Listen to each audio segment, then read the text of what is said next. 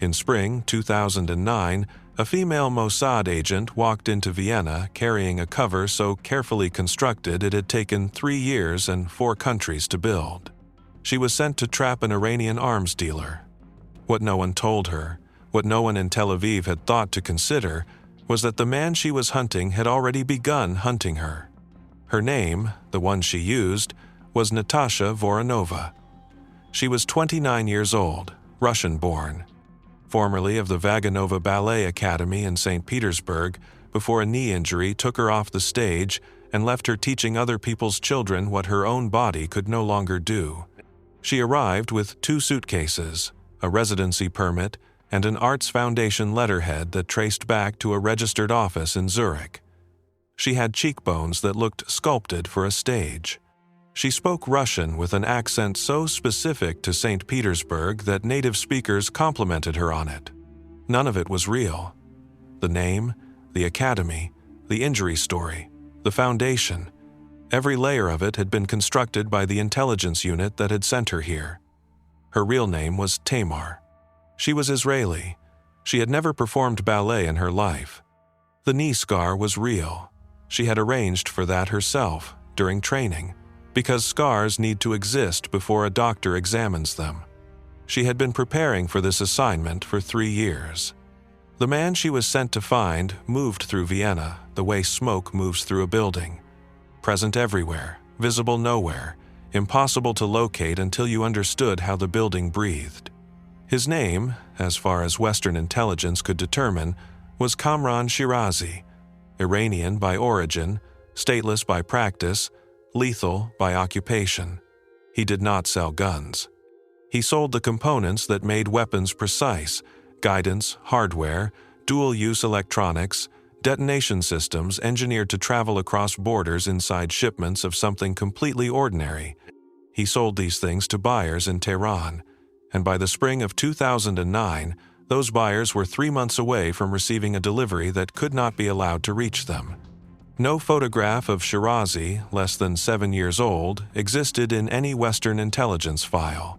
No confirmed address, no registered business. He moved between Vienna, Dubai, and Baku on a rotating schedule that changed every few weeks, governed by a logic that analysts had spent over a decade trying to decode. He was not a man who left edges. He was a man who had spent 20 years making sure there was nothing for an investigation to catch hold of. Tamar had been studying him from a file for 18 months before she ever set foot in the same city as him. She was not the first choice for this operation. The original operative, a woman whose name has never been made public, had been burned in a separate mission 14 months earlier, her face captured, briefly, in surveillance footage that Iranian intelligence had shared with its network of proxies across Europe. A replacement was needed, and it was needed quickly. The cover identity already existed. The legend, the false biography seeded into records across 4 countries, cross-referenced and verified through the kind of painstaking preparation that takes years and cannot be rushed, had already been built. Tamar would step into a life that had been constructed for someone else's body and someone else's psychology. That decision would create a problem no one in Tel Aviv fully accounted for. The legend had been engineered around a specific physical profile, a specific movement vocabulary, a specific set of mannerisms and memories and reflexes that the original operative would have inhabited naturally because they had been built around her. Tamar matched the profile closely. Not perfectly. In most fields, the gap between close and perfect is acceptable. In deep cover intelligence work, it is the gap between surviving and not. She arrived in Vienna in April and spent her first 3 weeks doing nothing except being Natasha. She attended concerts. She accepted dinner invitations. She talked about the Vaganova, about the cruelty of a career-ending injury at 22, about the strange consolation of watching your students reach the heights your body had refused you. She wore the specific exhaustion of a woman who had loved something completely and lost it and rebuilt herself around the loss. She wore it because she had been trained to wear it. She wore it so consistently that it stopped feeling like performance and started feeling like something else, something she could not entirely name. She was careful never to be the most interesting person in any room. She never asked questions that could not also be read as ordinary curiosity. She arrived in people's lives slowly and waited for them to decide what to make of her. Her entry point into the social world she needed was a woman named Elena Marchetti, Italian-Russian, warm, connected, and genuinely oblivious. Elena ran a small but respected series of chamber concerts and introduced people with the free generosity of someone who had never once considered that an introduction could be used as a weapon. Mossad had identified her 18 months earlier as the natural seam in this particular social fabric. Not an asset, not a contact. Simply a woman who knew everyone and asked almost nothing about where they had come from. Elena introduced Natasha Voronova to Vienna's expatriate cultural world over the course of 3 concerts and 2 dinners.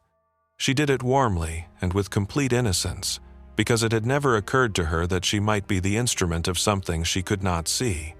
In the 7th week, a man named Farid found his way to Tamar through Elena's network. Azerbaijani, mid-40s, well-dressed in the way of men who have spent long enough around serious money to understand what it requires.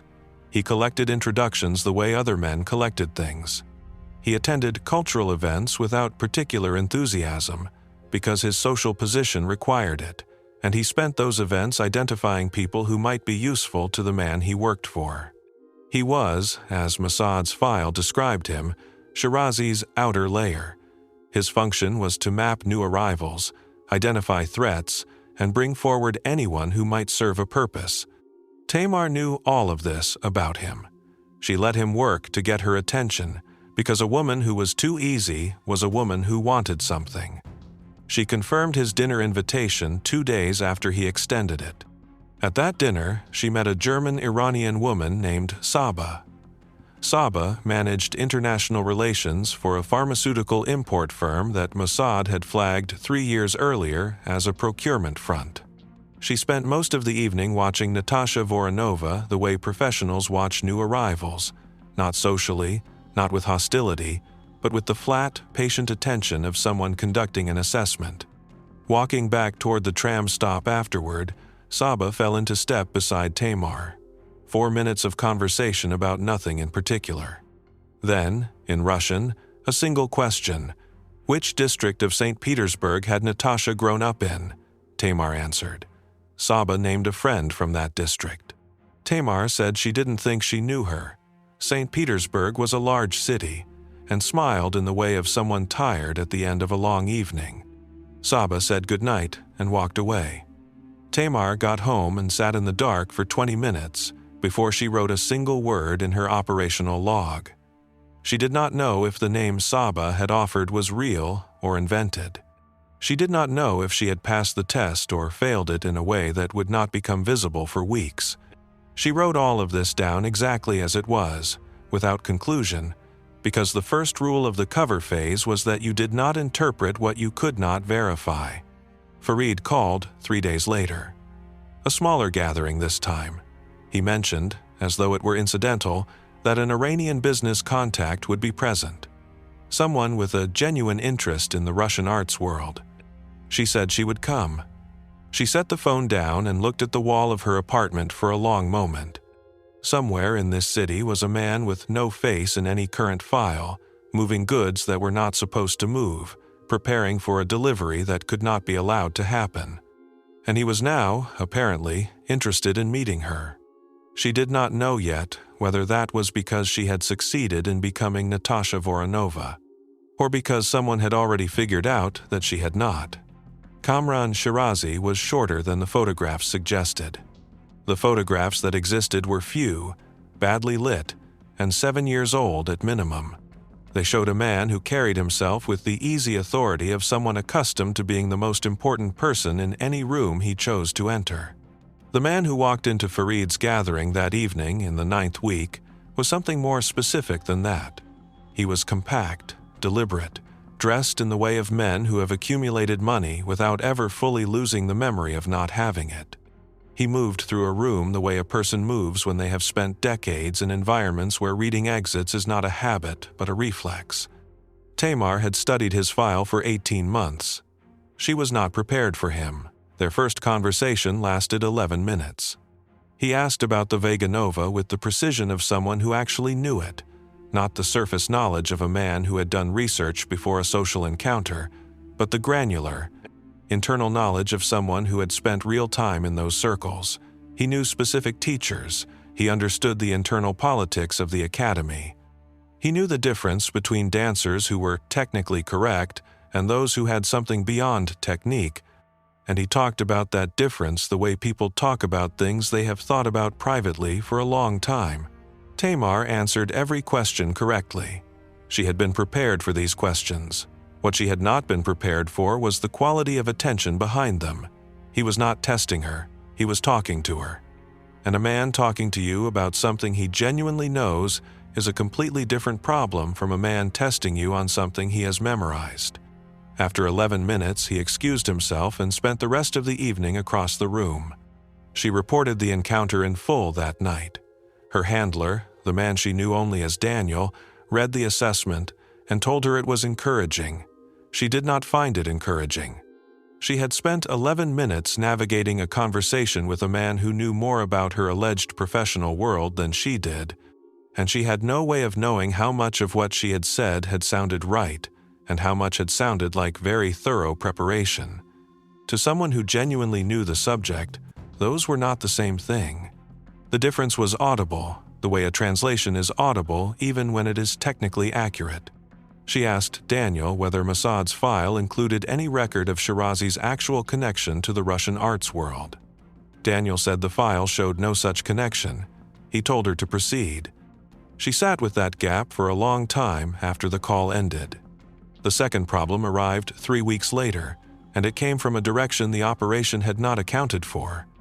A woman named Dasha taught piano at a conservatory in Vienna's 3rd district. She was from St. Petersburg. She was warm, casually connected, and entirely genuine, a woman with no operational function whatsoever, which made her more dangerous than anyone Tamar had encountered since arriving. Dasha attended one of Elena's concerts, was introduced to Natasha Voronova, and within 15 minutes of conversation had named 2 specific students who had been enrolled in the Vega Nova program during the years that Natasha was supposed to have been there. Tamar did not know the names. She covered it with the explanation that the program had been large, that the training schedule left almost no time for friendships outside the studio, that she had not been particularly social during those years. Dasha accepted this without suspicion. She was not looking for inconsistency. She was simply glad to meet someone from home. But the conversation had exposed something that no legend document could fully solve. A real alumna of that program would have the specific, unprompted memories that come only from actually having lived a life, the name of the girl in the adjacent room, the particular cruelty of a specific repetiteur. The night a rehearsal collapsed in a way that everyone who witnessed it would remember forever without being asked. Tamar had facts. She had documented knowledge. She did not have memories. And memories were not something you could manufacture under pressure. They either existed or they did not, and when they did not, the absence had a texture that people sometimes felt before they could articulate why. She requested a face-to-face with Daniel. He came to Vienna and they sat in a coffee house in the 7th district for 40 minutes. She laid it out precisely. The Vega Nova gap, the quality of Shirazi's knowledge in that first conversation, the Dasha encounter, and what it revealed about the legend's limits. She told him the cover was holding, but that it was holding the way a structure holds when the load is still manageable, not because it was built for this weight, but because nothing catastrophic had yet pushed it past what it could bear. Daniel listened without interrupting. She told him that if the social density of this environment continued to produce genuine Russian expatriates with genuine connections to the world she was claiming, it was a matter of time before one of those encounters landed in a gap the legend could not cover. Daniel said the operation was at a critical juncture. He said new intelligence had moved the delivery timeline earlier than previously assessed. He said she needed to find a way to accelerate the relationship with Shirazi. She told him that accelerating would require improvisation. That improvisation in this environment meant exposing herself to exactly the kinds of questions the legend was least equipped to answer. That the two pressures were moving in opposite directions, the institutional pressure to go faster and the operational reality that going faster meant going thinner. Daniel told her the decision had already been made at a level above both of them. She walked back through the November streets and understood something that the debriefing process would later confirm, but never fully examine. The people running this operation from Tel Aviv held one piece of the picture, and she held another. And there was no mechanism for combining them into a decision that accounted for both. She was the only person in the world who knew exactly how fragile the cover had become. She was also the person with the least authority to act on that knowledge. She ordered a coffee she did not drink and thought about the word abort for the first time. Here is what Tamar did not know as she sat in that coffee house. She did not know that Kamran Shirazi had, by the time of their first 11-minute conversation, already begun his own investigation. He had contacts in St. Petersburg and in Moscow, contacts in the arts world, contacts in the security infrastructure, contacts who owed him favors accumulated over 20 years of transactions that existed nowhere in writing. He had put the name Natasha Voronova through those contacts quietly, methodically, and without any urgency that would have made the inquiry visible. He had done it the same week Farid first mentioned her name. 2 of those contacts came back with nothing. A third returned a partial match, a name in an alumni directory consistent with the legend Mossad had planted. A 4th contact, an acquaintance in the St. Petersburg Cultural Administration, thought he might remember the name but could not be certain. He said he would ask around. Shirazi filed all of this and continued attending Farid's dinners. He did not change his behavior toward Natasha Voronova. He did not accelerate his interest or withdraw it. He was neither warmer nor cooler. He simply waited, the way men who have survived in his profession learn to wait, for the picture to either resolve or reveal its own edges. He had not told Farid he was investigating her. He had not told Saba. He had told no one. For weeks, both of them had been conducting parallel investigations into each other. Neither of them knew the other was doing it. Tamar was building a profile of Shirazi's network, while Shirazi ran verification checks on the woman he had been told was a former ballet dancer from St. Petersburg. They had sat across from each other and talked about the Vega Nova, and beneath that conversation 2 entirely separate operations had been running simultaneously, invisible to each other. The assumption that had guided the operation from the beginning, that Tamar was the one gathering intelligence while Shirazi remained an unknowing subject, was not accurate. It had never been accurate. He was not a target who was being studied. He was a professional who was doing exactly what she was doing. The only question that mattered now was which one of them was ahead. She gave herself 1 more week before she moved. Not because the timeline allowed it. The timeline did not allow it. Daniel had been clear about that, and the message that came through the dead drop protocol 3 days after their coffee house meeting had been clearer still. 2 sentences, no preamble, nothing that required a response. The delivery window had narrowed. The unit needed actionable intelligence on the handoff location within 30 days. She gave herself 1 more week because moving before she was ready would not produce the intelligence they needed. It would produce a collapsed cover and a dead operation, and possibly a dead operative, and she was the only person in the room who understood all 3 of those outcomes with equal clarity. She spent that week doing nothing that looked like preparation. She attended one of Elena's concerts. She had coffee with Dasha and listened to 40 minutes of conversation about a student who had been struggling with a Schubert sonata. She replied to a message from Farid about a gallery opening in the 3rd district and said she might come if she could manage it. She was Natasha Voronova, with a patience and consistency that had, by this point, become genuinely difficult to distinguish from the real thing. On the 8th day, she moved, and she moved wrong. The gallery opening was the first attempt. It was a mistake, and she knew it was a mistake approximately 20 minutes after she arrived. She had calculated that Shirazi would be there.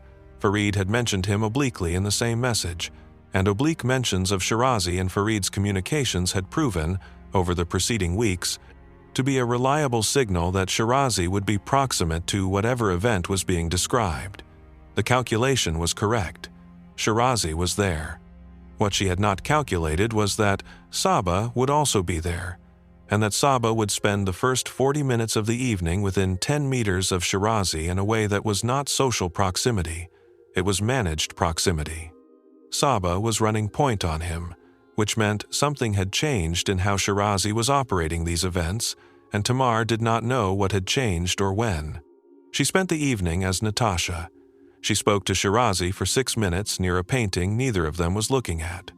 The conversation was pleasant and entirely useless. He gave her nothing, and she could not push for anything without the push being visible to Saba, who was visible to both of them, which meant Saba's presence was not incidental. It was a wall.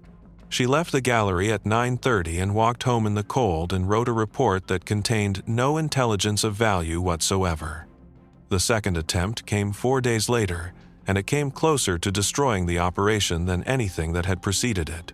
Farid had arranged a small dinner, 6 people, a private room in a restaurant near the Opera House. Shirazi was present. Saba was not. Tamar arrived as Natasha, settled into the rhythm of the table, and spent the first hour doing what she had learned to do, listening well, speaking just enough, being the person in the room that others felt comfortable talking near. Toward the end of the first course, she allowed the conversation to move toward international business, the kind of broad, unsourced talk about global supply chains and regulatory friction that people in Shirazi's world used the way other people used weather as a topic.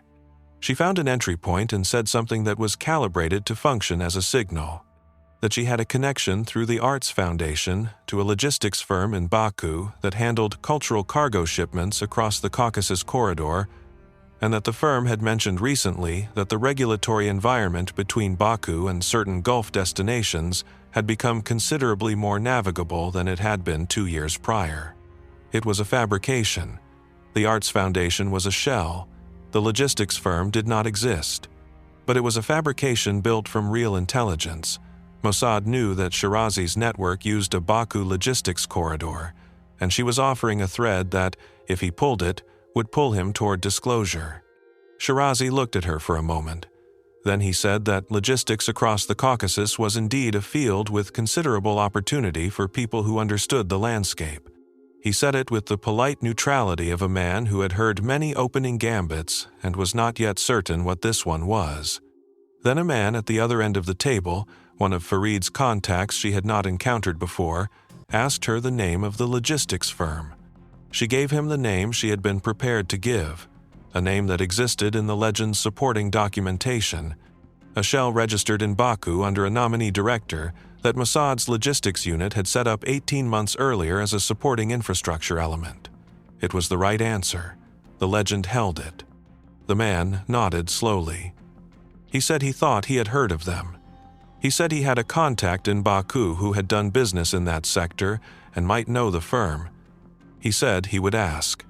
She said that would be wonderful, and she smiled, and she picked up her fork, and beneath the table her hands were completely still because if she allowed them to move she was not certain she could control what they did. If the man called his Baku contact and the contact looked at the firm and looked too hard and found the nominee structure and traced it back even one layer, the entire supporting architecture of the legend would become visible. Not just the logistics firm, the Arts Foundation, the Zurich registration. All of it built on the same underwriting, all of it traceable to the same source if someone with the right access and the right motivation decided to look. She got through the remainder of dinner. She could not have told anyone afterward what she ate or what was said. She sent an emergency flag to Daniel that night, not through the dead drop protocol, through the direct line, which was reserved for situations where the dead drop timeline was not acceptable. Daniel came back within 2 hours. She told him about the Baku contact, about the risk of the nominee structure being examined, about the window, probably 48 hours, possibly less, before someone either looked and found nothing alarming or looked and found enough to pull the thread that unraveled everything. Daniel told her to hold. He said the support unit would monitor the Baku firm's registration for any inquiry activity and would respond with legend-reinforcing material if a check was initiated.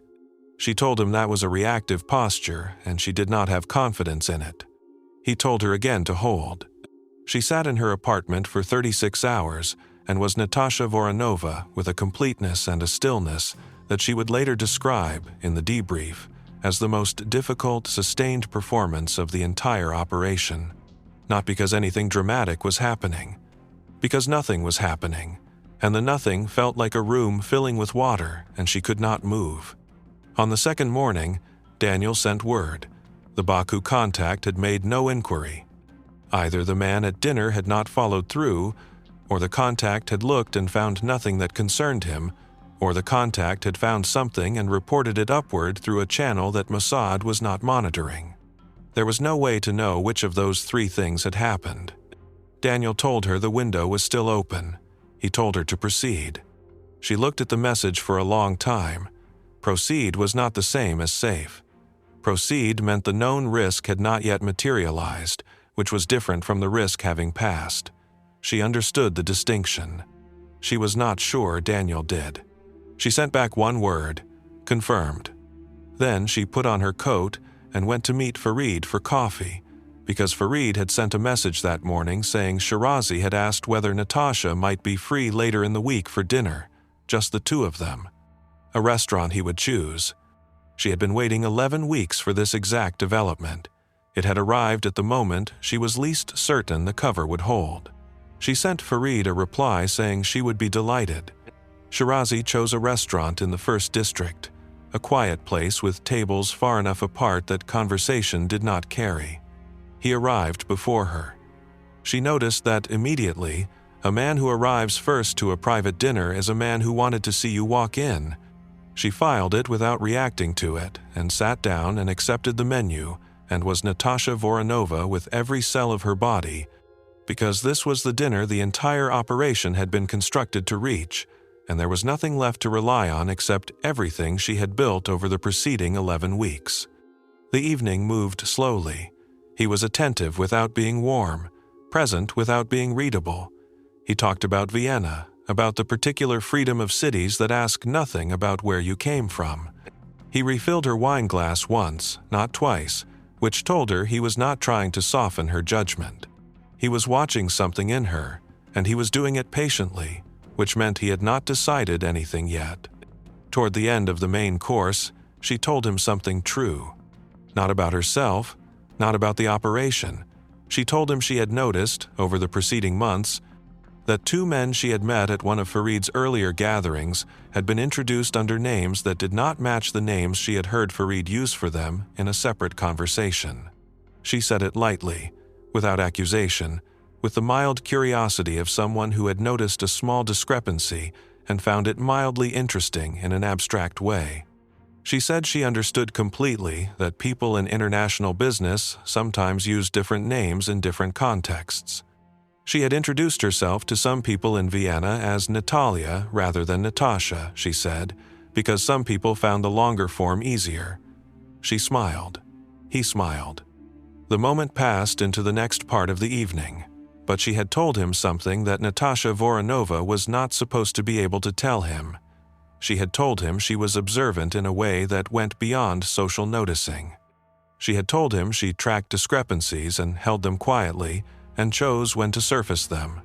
She had offered him a glimpse of a woman who was more knowing than her cover required her to be, because she had calculated, correctly, as it turned out, that a man who had spent 20 years in environments built entirely on concealment would not fully trust a person who appeared to have no angles at all. She was right. She was right for the wrong reason. Shirazi did not read what she had said as the move of an operative recalibrating her approach. He read it as a woman choosing, in the privacy of that specific moment, to show him something real.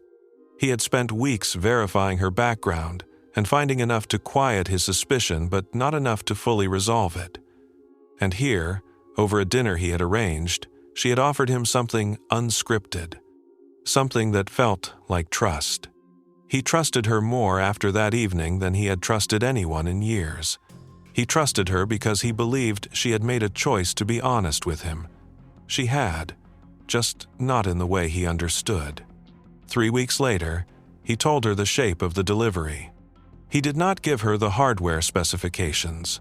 He did not name the Iranian end recipients. What he gave her was the architecture, the timing, the transit route, the name of a logistics company in Baku that Mossad had been watching for 2 years without being able to definitively connect to Iranian procurement. He gave it to her the way a man gives something to a person he believes has already demonstrated discretion, casually, as context, not as confession. She reported it that night. The interception was handled by other units. Tamar was not briefed on the methods. She was not present for any of what followed. The delivery did not reach Tehran. The logistics company in Baku was identified, its nominee structure exposed, and its operations dismantled through a combination of legal pressure applied across 3 jurisdictions and methods that were never publicly described. 2 of the men she had seen at the January gathering were arrested by European authorities over the following 18 months on charges that were presented as unrelated to each other. From the outside, the operation looked clean. From the inside, it had already begun to fracture before the interception was complete. The first fracture was Farid. Farid had been the social architecture of the entire operation, the man through whom Tamar had entered Shirazi's world, through whom every subsequent introduction had been organized. When Shirazi disappeared from Vienna in the days following the interception, Farid did not disappear with him. He stayed. He continued attending events. He continued sending messages to Natasha Voronova for 3 weeks after Shirazi had gone, messages that were warm and unremarkable and gave no indication that he knew anything had changed. Then, the messages stopped. Mossad's Vienna station assessed that Farid had been told, or had worked out, that something had gone wrong inside the network. The assessment was that he did not know specifically what, or specifically who. That assessment was based on the fact that Farid remained in Vienna rather than fleeing, which was taken as a sign that he did not believe himself to be directly compromised. That assessment was later revised. Farid had not stayed because he felt safe. Farid had stayed because leaving would have confirmed something he was not yet prepared to confirm. He spent those 3 weeks in Vienna conducting his own quiet investigation into what had happened and who had been near it. By the end of those 3 weeks, the name Natasha Voronova had become, in Farid's private accounting, a question he could not answer with confidence but could not dismiss. Elena Marchetti was never told anything. She continued running her concerts and her dinners and her warm, generous network of introductions. Somewhere in that network, a woman she had liked had been using her as an instrument for the better part of a year. Elena did not know this. She sent Natasha a message in the spring asking if she would be attending the next season's opening concert. Natasha Voronova did not reply, because Natasha Voronova had ceased to exist. The second fracture was the legend itself. The supporting infrastructure that had been built to sustain the cover, the Arts Foundation, the Zurich registration, the Baku logistics firm, the alumni directory entry, the St. Petersburg Cultural Administration contact, had all been activated, cross-referenced, and in some cases directly examined by people inside Shirazi's network during the course of the operation. That infrastructure could not be safely reused. The nominee structures were burned. The contact points were burned. 18 months of painstaking preparatory work, built to support a deep cover legend across 4 countries, was now forensic evidence in the aftermath of an operation that had officially not occurred. The operational cost of that loss was not abstract. It meant that the next operative who needed a similar cover in a similar environment would have to start from nothing. The next legend would take years to build. The next operation in that specific social world, Vienna's intersection of Eastern European money and Iranian procurement networks, would have to begin with the knowledge that at least one person in that world, possibly more, had already been asking questions about a Russian woman named Natasha Voronova and had not fully resolved what the answers meant. Shirazi was never found. He moved through the network of identities and contacts that men in his position accumulate precisely for the moment when everything else has to be abandoned. There were reported sightings, Dubai, Tbilisi, once in Istanbul, none confirmed, none leading to anything actionable. The delivery had been stopped. The man who had arranged it remained operational. The woman who had stopped it did not return to her own life. She was given a new identity and a new assignment and a new city, and she carried into that city everything she had built inside the cover, the movement, vocabulary, the specific emotional register of a woman who had loved something and lost it, the memories that were not hers but had become hers through repetition until the seam between real and constructed was no longer clearly visible even to her. The delivery never reached Tehran. That part is documented and confirmed. But here's the part that the mission report does not address. The word trap implies a clean architecture, a hunter and a target, a plan and its execution, a moment where the net closes and the thing inside it stops moving. None of that describes what happened in Vienna. Tamar did not trap Kamran Shirazi. She gathered the intelligence that allowed other units to stop one delivery, dismantle one logistics corridor, and arrest two peripheral figures on unrelated charges. Shirazi himself was never found. He left Vienna the way he had arrived, without edges, without a trail, without anything that could be used to locate him in the city he moved to next.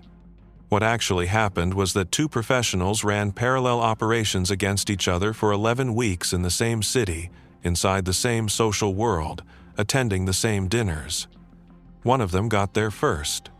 The margin was not skill, and it was not the cover. It was a single dinner conversation, a single moment of calculated honesty that Shirazi read as something genuine, and a verification network that came back with enough to quiet his suspicion but not enough to fully resolve it. He trusted her because he wanted to. That is the only honest account of why it worked. It is not a satisfying explanation. It was not a satisfying operation.